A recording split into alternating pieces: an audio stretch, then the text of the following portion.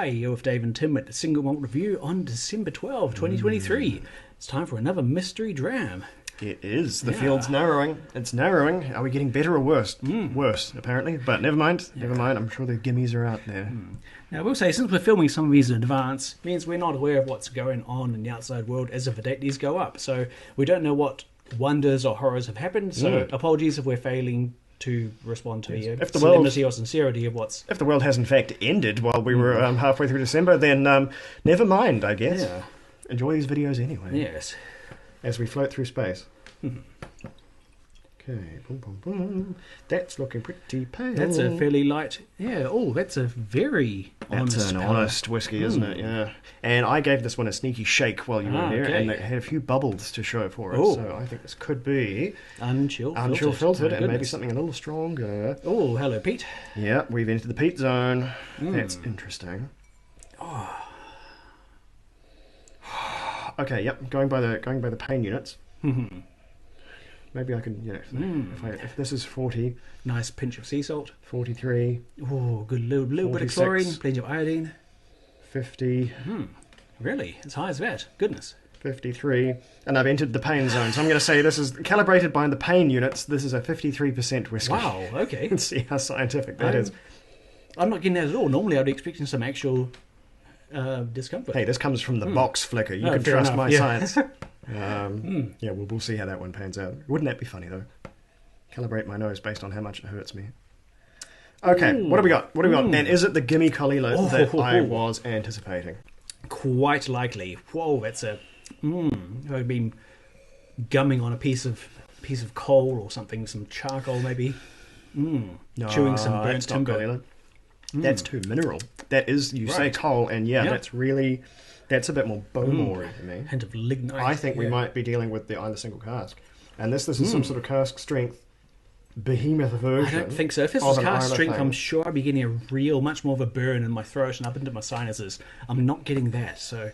Yeah, because there is such a thing as a cask strength, just because they couldn't, the Isla people couldn't make it easy, there is such a thing as cask strength Isla blends. There's actually a few. I think the Elix does one. It was a really good one, actually. A really good value. And Elements of Isla as Elements of Isla is one. Yeah. Those are posh people whiskey. I can't afford that stuff. So I only encountered those at tastings and expos and things. But that's sort of where you get the... What do they make? They make peat. Elements of Isla peat. And that's got various in it, but they're real classy. They're above my pay grade. I'm more used to things like Scarabus and Elic and stuff like that. This is a bit more singular. Yeah. The nice light colour does speak to me of a fairly young whiskey, possibly a single cask. That's obviously not being coloured or otherwise I like the tweaked strength for bottling. I like the strength of a single cask. Yeah. And it's too... I'm not getting the two things I look for in Colila is the citrus and the bacon. Right. And I'm not getting either. And the mineralness is there, which makes me think Bowmore. Right. Who else does sooty whiskey? Yeah, that's... It could be PC. It could be an older PC from Brooklady. Haven't had one of those in a wee while, though. I've never had a Brooklady that's been quite this coaly, this sooty. But then again, they do a good variety, and it's been a couple of years since I even tried one. I kind of like Bowmore. Yeah. I kind of like Bowmore.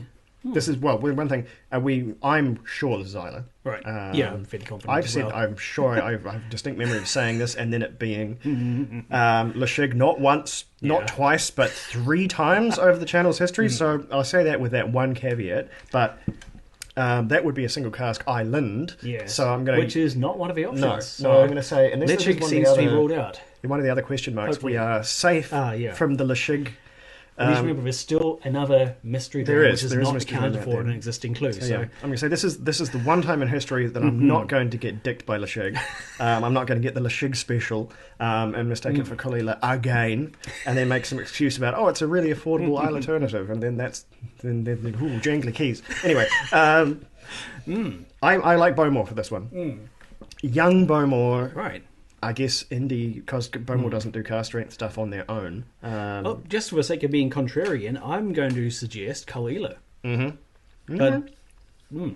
Okay, all right. So we're we both got a pretty tight spread here. We're both Isla and we're both a single. Yeah. And I like that because I think that's correct. I think we'd be wasting votes calling it anything outside of Isla. It could still be the blend. Yeah. It could absolutely still be the blend in a way that, hang on.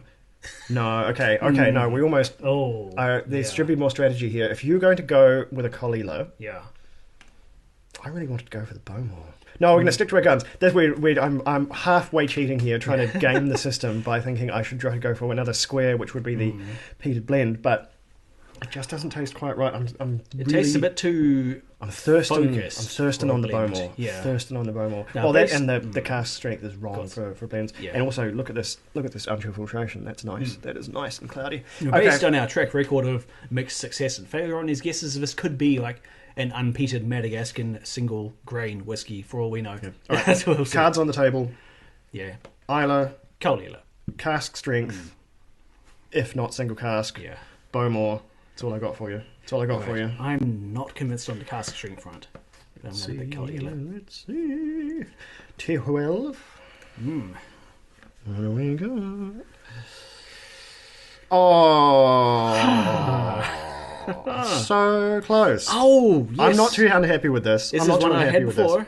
It is indeed cask strength. I like this half point. Yeah. I like this half point. This is Killoman, single cask for New Zealand, and it's that tequila cask one. It is, yes. Or tequila finished, yeah. Tequila cask finished.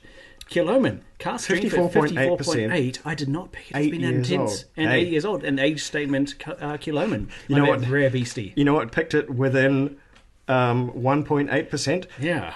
The pain science. Wow, normally I'm more susceptible to the sheer discomfort of a high strength whiskey, especially when it's peat. But Killoman that isn't port or sherry, I usually think is sootier. It's got an even. This is quite mineral, but it's more. There's a flinty, really, really sooty quality to the point where I don't like it sometimes, especially on the single cask stuff. I think it goes a bit overboard with the really, really, really sooty peat, like asphalty peat.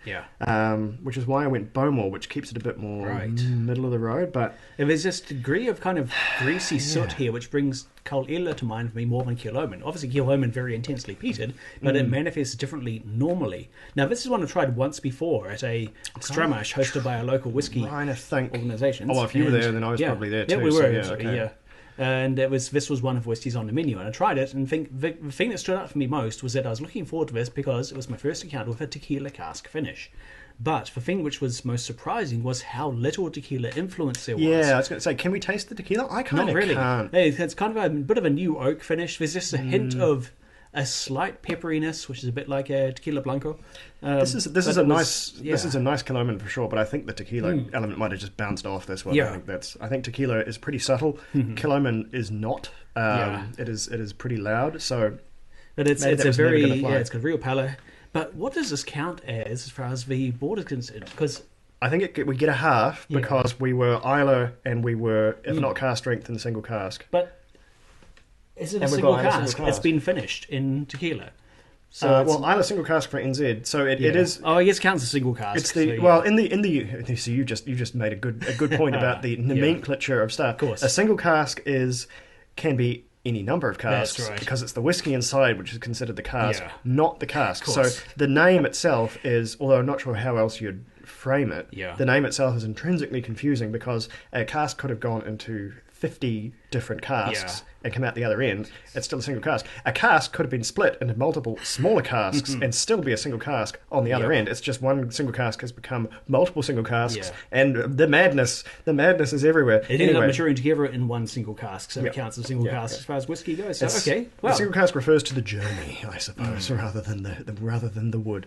But yes, this does qualify, and I'm going to give us half for that one. Tantalisingly close. It's another kind of like a blessing of the, well, not so recent now, changes to the whiskey regulations allowing a wider variety of oak to be used for maturation, is that cask types like tequila can come into play. This one, the tequila expression, the tequila influence is not huge, but I'd say it bodes well for the future, and that this sort of thing will become more of an option. Marginal, really. I mean, how long does tequila spend in the cask? Minimum 15 days at most, a year, possibly 2-3 years for super añejo.